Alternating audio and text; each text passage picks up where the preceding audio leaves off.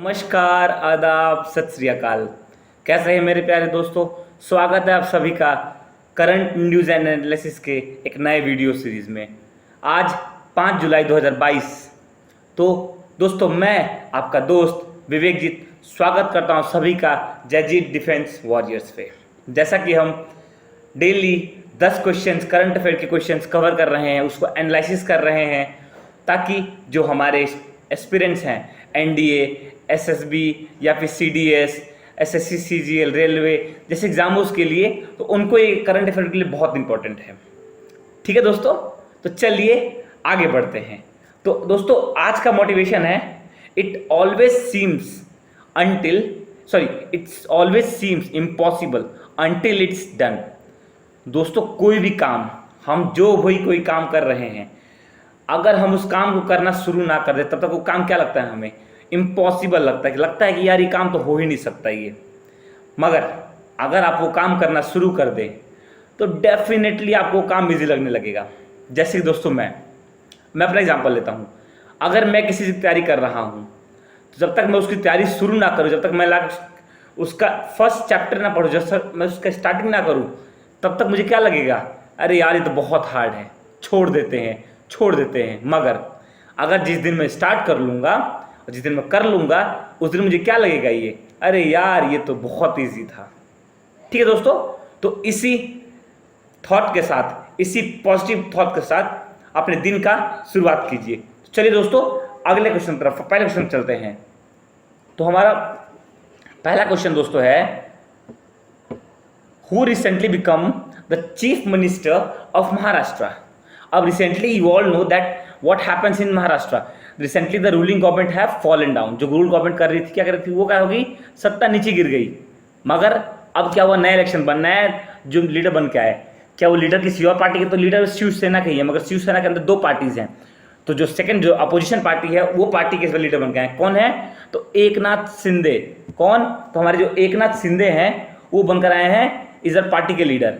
ठीक है दोस्तों, आगे चलिए, आगे देखते हैं। तो आगे, Eknath Shinde is the minister, Maharashtra chief minister. Devendra Fadnavis is his deputy CM. मतलब कि जो देवेंद्र फडणवीस हैं, ये क्या रह चुके हैं? देवेंद्र फडणवीस यहाँ के फॉर्मर सीएम रह चुके हैं। उन्होंने सोचा कि हम क्या उनको बनने को मिल सकता है, मगर वो एज अ डिप्टी सीएम अब एज अ सर्व करने वाले हैं, रहने वाले हैं। ठीक है दोस्तों, तो इनको शपथ, एकनाथ शिंदे को शपथ कब दिलाई गई? कब दिलाई? ये देखिए क्या लिखा हुआ है कि थर्सडे को, ऑन थर्सडे राजभवन में उनको सिंपल एक सेरेमनी में उनको शपथ दिलाई गई। कौन दिलवाया? तो जो गवर्नर थे भगवत सिंह कोश्यारी, जो गवर्नर थे, उनके द्वारा इनको क्या दिलाया गया? शपथ दिलाया गया। ओके, आगे देखिए क्या लिखा हुआ है। Former chief minister BJP leader Devendra Fadnavis, who all believed was set to become chief minister for the third time, joined him as a deputy CM। सब क्या सोच रहे थे कि कौन बनने वाला है डिप्टी सीएम, या कौन बनने वाला सीएम? तो सीएम बनने वाले हैं हमारे जो देवेंद्र फडणवीस है। मगर बना कौन? तो एकनाथ शिंदे अभी हमारे यहाँ के नए सीएम बने। ठीक है, चलिए। तो इसका नो कॉन्फिडेंस जो मोशन, जो वोट ऑफ कॉन्फिडेंस हुआ था, कब हुआ? तो 2 जुलाई को वोट ऑफ कॉन्फिडेंस हुआ। ठीक है, चलिए अगले क्वेश्चन तरफ चलते हैं। अगला क्वेश्चन है, recently which country raises import tax on gold to support its country? अब सोचेंगे कि it is happening, it is about any country भाई, जहां पे मे भी शायद पैसे कमी आई, किसी से कमी आई हो, तो उसके लिए क्या कर रहा है? अपने गोल्ड में जो इंपोर्ट टैक्सेज जो है वो क्या कर रहा है? वो इंक्रीज कर रहा है। तो कौन सी कंट्री है? तो it is none other than our country India. अब इंडिया में दोस्तों क्या हो रहा है कि अभी सबको पता है कि इंडिया में क्या हो रहा है? अभी पैसे के मतलब कि बहुत सामान के इन्फ्लेशन रेट बहुत हाई हो चुका है। जो हमारा इन्फ्लेशन रेट है वो अराउंड 8% तक जा चुका है दोस्तों, सॉरी 4% जा चुका है दोस्तों हमारा। तो जो इन्फ्लेशन रेट को देखते हुए जो हमारी गवर्नमेंट ने क्या निर्णय लिया है कि जो हमारा क्या है, हमारे जो गोल्ड के प्राइसेस, हम गोल्ड जो इंपोर्ट करते हैं, as we are the second biggest consumer of precious metals, जो कि महंगे जो पत्थर होते हैं, उसके हम क्या है? सेकेंड इंपोर्टर है उसके। तो हमारी गवर्नमेंट ने क्या डिसाइड किया है कि जो टैक्सेस हैं वो 7.5% से 12.5% तक जो इंपोर्ट ड्यूटी का हो जाएंगी, इंक्रीज कर दी जाएंगी, ताकि क्या हो? ताकि जो इन्फ्लेशन है हमारे कंट्रोल में आ जाए। ठीक है दोस्तों, चलिए क्या लिखा पड़ा है, local gold prices jumped to over 2 month peak of 52,032 rupees पर 10 ग्राम। मतलब हर एक 10 ग्राम के लिए कितना रुपया लग रहा है, 52,032 रुपए। ठीक है, आगे चलिए, आगे देखते हैं क्या लिखा पड़ा है। The duty hike should be lift prices moderate demands in India should which could weigh on global prices but it could stoke under the counter buying to drive up precious metal smuggling into the country industry sources. ठीक है दोस्तों, तो जो हमारे किसके हैं, जो हमारे रिद्धि सिद्धि जो बिलियंस का है, जो सीईओ हैं पृथ्वीराज कोठारिया, उन्होंने क्या कहा है कि the sudden rise in prices, जो प्राइजेस जो है सडन राइज हुई है, तो उससे क्या होगा, हमारे कंट्री में जो ज्वेलरीज की डिमांड है क्या हो जाएंगी, वो कम हो जाएंगी इस इन्फ्लेशन के कारण, इस ग्रोथ के कारण। ठीक है दोस्तों, चलिए आगे बढ़ते हैं। तो फिर ऐसा करने से क्या होगा, जो हमारे जो डिमांड्स है ज्वेलरी की क्या हो जाएगी, डिमांड्स जो है हमारे गोल्ड की वो कम हो जाएंगी, क्योंकि हमारे इंपोर्ट ड्यूटी बढ़ जाएंगे और तो हमारा दाम बढ़ जाएगा, तो दाम बढ़ जाएगा, फिर कोई खरीदेगा नहीं उसको। ठीक है दोस्तों, चलिए अगले क्वेश्चन चलते हैं। Recently 32nd NATO summit was held where. अब अभी रिसेंटली क्या हुआ है, NATO summit, North Atlantic Treaty Organization, उनकी समिट कहाँ हुई है, कहाँ हेल्ड हुई है, तो मैड्रिड स्पेन में। कहाँ पे, मैड्रिड स्पेन में अब रिसेंटली मीटिंग हेल्ड हुई है, तो वहाँ पे नाटो कंट्री पहुंची थी। ठीक है, तो ये मीटिंग कब से कब तक हुई, 28 से 30 जून तक ये मीटिंग हेल्ड हुई। 32nd एडिशन मीटिंग थी, किसके द्वारा मतलब कि चेयर किसके द्वारा किया गया, तो नाटो जो जनरल सेक्रेटरी हैं, कौन है वो, जेंस स्टोलनबर्ग, उनके द्वारा क्या किया गया, इसको चेयर किया गया। 3 दिन की मीटिंग थी ये। ओके, चलिए, तो इसमें बहुत कुछ बातें हुई। इसमें एक दोस्तों बात और बाहर निकल के आई कि ऑल द कंट्रीज यहाँ जो प्रेजेंट थी, they all try to make something, कुछ ऐसा करना चाहती हैं ताकि जो चाइना है और रशिया है, दोनों प्रेशर क्रिएट हो, इसके उनके कारण प्रेशर क्रिएट हो, और दोनों के जो मतलब कि क्या है, बढ़ती चीज़ें हैं, बढ़ते भाव हैं, या फिर उनका जो पावर है वो क्या थोड़ा सा कम हो। ठीक है दोस्तों, चलिए, तो आप सबको पता है कि नाटो का फॉर्म हुआ था, तो जो कि जब कोल्ड वॉर का टाइम है, जब कोल्ड वॉर हुआ था, जबकि नाटो हुआ था, तो उस टाइम पे नाटो फॉर्मेशन हुआ, किसके द्वारा किया गया था, तो अमेरिका द्वारा किया गया था।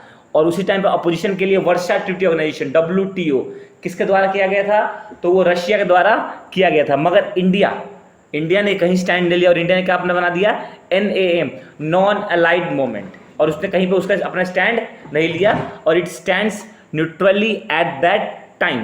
ओके, चलिए और आगे। और कुछ की पॉइंट्स क्या है, तो 22 कंट्रीज जो थी वहाँ पे, उन्होंने क्या किया, उन्होंने एक इनोवेशन फंड के लिए उन्होंने क्या किया, एग्री किया, जिसमें कि हम वो फंड्स को मनी इकट्ठा करके, मनी कलेक्शन करके उसको किस लिए यूज करेंगे, ताकि हम अपने पावर को, अपने वेपनरी सिस्टम्स, अपने मिलिट्री यूजेस को क्या कर सकें, डेवलप कर सकें, अपनी टेक्नोलॉजीज को क्या कर सकें, डेवलप कर सकें।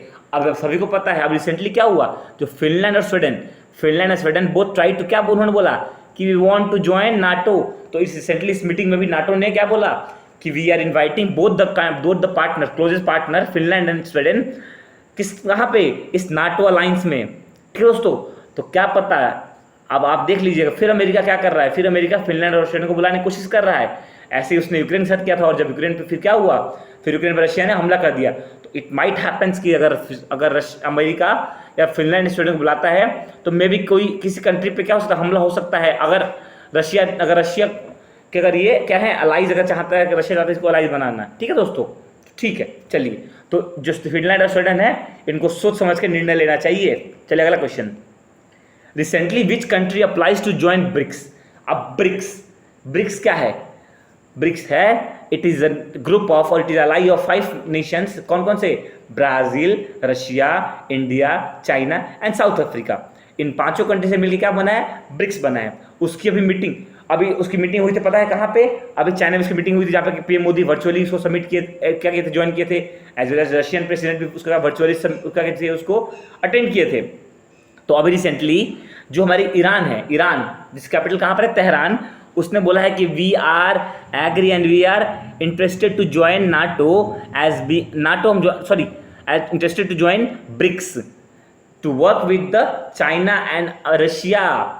मतलब कि उन्होंने, जो ईरान है उसने क्या अपना इंटरेस्ट जगाया है चाइना और रशिया के साथ इस क्लब में ज्वाइन होने के लिए, अप्लाई करने के लिए। ठीक है दोस्तों, तो चलिए आगे बढ़ते हैं। तो और देखिए, क्या लिखा पड़ा है, Iranian membership in BRICS would result in adding values for both side, Tehran foreign ministry spokesperson said. तो दोनों साइड के क्या होंगे, रिलेशन क्या होंगे, स्ट्रांग होंगे ऐसा करने पे। किसने कहा, ईरान के जो मेंबर, ईरान के जो स्पोक पर्सन हैं, फॉरेन मिनिस्ट्री हैं, जो फॉरेन मिनिस्टर के, उन्होंने क्या कहा है, ये बात कही है। ठीक है, और आगे देखिए, आगे क्या दिया पड़ा है। हाँ, अभी आप रिसेंटली भी सुने होंगे कि जो अर्जेंटीना है, it is also showing its interest to join with what, BRICS, a group of 5 nation. तो अभी रिसेंटली कौन कौन सी कंट्री, तो एक हो गया हमारा हो गया कौन, अर्जेंटीना, और सेकंड कौन हो गया, Iran. They both are showing their interest for what, for joining BRICS. Okay, चलिए लेट्स मूव अहेड। अगला क्वेश्चन है यायर लैपिड। अब रिसेंटली आप लोग इनका नाम बहुत सुने होंगे, क्यों, क्योंकि रिसेंटली अभी यायर लैपिड, यहाँ पे देखिए गलती यहाँ पे लिखा पड़ा है, यहाँ पे प्राइम मिनिस्टर नोट कर लीजिए। ठीक है, प्रेसिडेंट नहीं, पीएम है, ये पीएम बने हैं हमारे। ठीक है, कहाँ के बने हैं, तो इजराइल के पीएम बने। कहाँ के पीएम बने हैं, तो इजराइल के पीएम बने हैं। एक मिनट रुक जाइए, मार्कर छोटा कर लें, पतला कर लें, बहुत हाई हो गया। हाँ,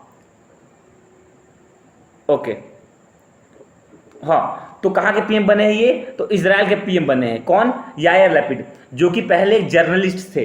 कौन थे पहले, वो जर्नलिस्ट थे। ओके, चलिए आगे बढ़ते हैं। तो इसी में क्या है, वो कौन से नंबर पे हैं, तो 14th prime minister of Israel बने हैं। कौन, यायर लैपिड। ओके, और किसको हटाया, किसको रिप्लेस किया, तो उन्होंने नफ्ताली बेनेट को, किसको रिप्लेस किया है, तो नफ्ताली बेनेट को रिप्लेस किया है। कौन, यायर लैपिड ने। अभी आप भी सुने होंगे कि रिसेंटली इजराइल में 5 साल में तीसरी बार इलेक्शन होने जा रहा हो रहा है। ये क्यों, सरकार गिर गई, फिर से सरकार स्टेबल नहीं कर पा रही, कोलिजन गवर्नमेंट बना है, तो उसको देखकर सरकार गिरी पड़ी है। ऐसा ही अभी कहाँ, महाराष्ट्र में तो ही हुआ है दोस्तों। क्या हुआ, वहां भी सरकार कोलिजन गवर्नमेंट बनी थी, तो बीजेपी ने अपना पक्ष चेंज कर क्या कर लिया, जो अपोजिशन पार्टी शिवसेना की थी, जो कि रूलिंग में नहीं थी, उसको क्या कर दिया, उसको वोट दे दिया। और इसके कारण क्या हुआ कि ऐसा करने से उनका क्या, जो मिनिस्टर थे, जो हमारे सीएम थे, उनको चेंज होना पड़ा, और कौन बने, नए हमारे सीनियर सीएम बने वहां पे। ठीक है, जो कि एकनाथ शिंदे हैं। तो यहाँ समझ आप, यहाँ भी समझ में आया आपको। चलिए अगला क्वेश्चन पर चलते हैं। Recently who become the new president of Philippines. अब रिसेंटली फिलीपींस के भी क्या हुए हैं, प्रेसिडेंट चेंज हुए हैं। अब अगर आप देखेंगे तो हमारे फिलीपींस के प्रेसिडेंट कौन बने हैं, तो फर्डिनेंड मार्कोस जूनियर। कौन, फर्डिनेंड मार्कोस जूनियर।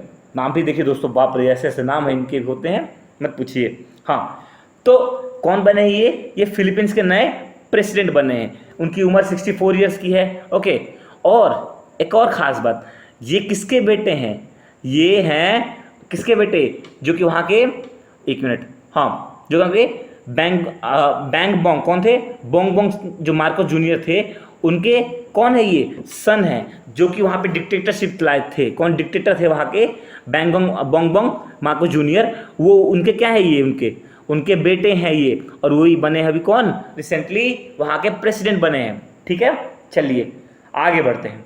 ये दोस्तों ये एक 1 लाइन क्वेश्चन है, ये कुछ लास्ट के क्वेश्चन, जिसमें कि आप उसको याद कर लीजिए, कहाँ के बने, कौन है, बस इतना फैक्ट याद कर लीजिए। तो ये ऐसे क्वेश्चन से पूछा जाता है, ज़्यादा उससे डिटेल नहीं पूछा जाता, इसलिए आपको मैं ज़्यादा बताने की उसमें कोशिश नहीं कर रहा हूँ, उसमें कुछ ज़्यादा है भी नहीं ऐसा बताने लगा। ठीक है, चलिए अगला क्वेश्चन।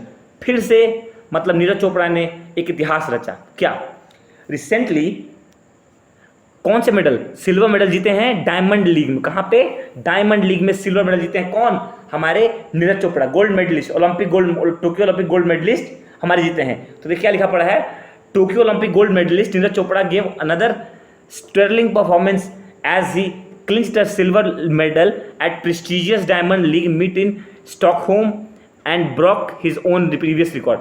अब उन्होंने जो उनका जो पहले का पिछला रिकॉर्ड था, उन्होंने अपना वही रिकॉर्ड क्या किया, उन्होंने ब्रेक किया है, उससे इंप्रूवमेंट लाया है, और सेकंड पोजीशन पे इस टूर्नामेंट में जीते हैं, पोजीशन पे आए हैं।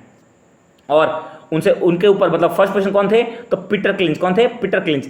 और एक मिनट दोस्तों, और जो हमारे थर्ड नंबर पे हैं वो कौन है, तो जूलियन वेबर। कौन है, जूलियन वेबर। ओके, चलिए आगे। तो नीरज चोपड़ा कब, 14 जून को, ये अपने 14 जून को अभी हुआ था, तो वहां पे जीते हैं। ठीक है, पिछले साल ओलंपिक में वो जीते थे वो वहां पे। ओके, चलिए आगे बढ़ते हैं।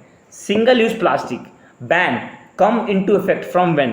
तो तो 1 जुलाई से दोस्तों, कब से, 1 जुलाई से जो सिंगल यूज प्लास्टिक का था वो क्या हो गया है, बैन हो गया है। अब देखिए सिंगल यूज प्लास्टिक में आता क्या है, तो आपका ये बोतल, आपके ये स्ट्रॉ जिससे आप लोग जूस पीते हैं, आपके जिसमें जूस रखा जाता है वो भी, चाउमीन खाते हैं हम लोग, चाउमीन के चम्मच होते हैं, चम्मच हैं वो भी, जो जिस प्लेट में खा रहे हैं वो सब, ये सब क्या है, this all are single use plastic. कौन है, ये चीज़ें सिंगल यूज प्लास्टिक्स हैं। तो इनको सरकार ने क्या लगाया, बैन लगाया है। और those countries who are going to use or manufacture such things, उनको क्या करना पड़ेगा, भुगतान करना पड़ेगा। क्या ये इंडिया पहली कंट्री? नहीं दोस्तों, इंडिया के पहले भी बहुत कंट्री जैसे अमेरिका, रशिया, अमेरिका, चाइना, ये सब कंट्रियों ने क्या किया, इस सबको लागू कर दिया पहले ही, और ये इफेक्ट में आ चुका है। बहुत सारे वहाँ प्रोसेसिंग हुए, तो इंडिया को देखते हुए इंडिया ने भी 1 जुलाई को ये किया है, ठीक है। और ये अगर इसके द्वारा किसी केस लिया जाता, किसी पे केस किया जाता है, तो किसके अंदर, plastic waste management amendment rule 2021 के अंतर्गत उसके ऊपर किसी के ऊपर केस भी हो सकता है। तो किस तरह के जो प्लास्टिक्स आते हैं, तो rigid plastics, plastic cup, glassware, cutlery, wrapping, packaging film, PVC banners, इस 100 और स्ट्रॉ, स्टीरर, ये सब क्या है, ये सब किस में आते हैं, हमारे किस में आते हैं, सिंगल यूज प्लास्टिक में आते हैं। सरकार ने इनके ऊपर क्या किया है, बैन लगा दिया है। चलिए अगला क्वेश्चन, पोयम। अब आप बोलेंगे पोयम क्या ये कोई कविता है क्या? नहीं, POEM platform is of which space agency. अब किस एजेंसी ने बनाया, तो आप देखेंगे तो ISRO, Indian space research organisation ने ये कामयाबी हासिल की है। अब पोयम जो है उसको क्या किया उन्होंने, द पोयम क्या है, the PSLV orbital experimental module is a platform that will help perform in orbit experiments using the final and otherwise discarded stage of ISRO workhorse rocket, the Polar Satellite Launching Vehicle PSLV. The PSLV is 4-stage rocket where the first 3 stage fall into the ocean. ये PSLV जो है वो कितने stage की rocket है, तो 4 stage की। Out of 4 3 जो 3 स्टेज होती है पहले की, उनका जो वेस्ट कहाँ गिर जाता है, तो बाहर यहीं पे गिरकर सैटेलाइट का वेस्ट गिर जाता है कहाँ पे, पानी में, ऑर्बिट में आ जाता, पानी में गिर जाता है, ओशन में। और जो लास्ट स्टेज होता है वो जाके कहाँ पे, तो सैटेलाइट जब ऑर्बिट में पहुंच जाती है तो उस वक्त जाके वो उसको बाहर निकल जाता है, और जो हमारे वो स्पेस जंक बन के रह जाता है वहाँ पे, ठीक है। तो पोयम क्या है, तो पोयम किसके द्वारा बना, पोयम जो है उसमें क्या, अब अच्छा देखिए लिखा पड़ेगा, how will ISRO keep poem alive and stable in orbit. तो किसके द्वारा, navigation guidance and control NGC के द्वारा इसको क्या करेंगे, स्टेबल, मतलब इसको कंट्रोल करेंगे और उसको देखते रहेंगे, ठीक है दोस्तों।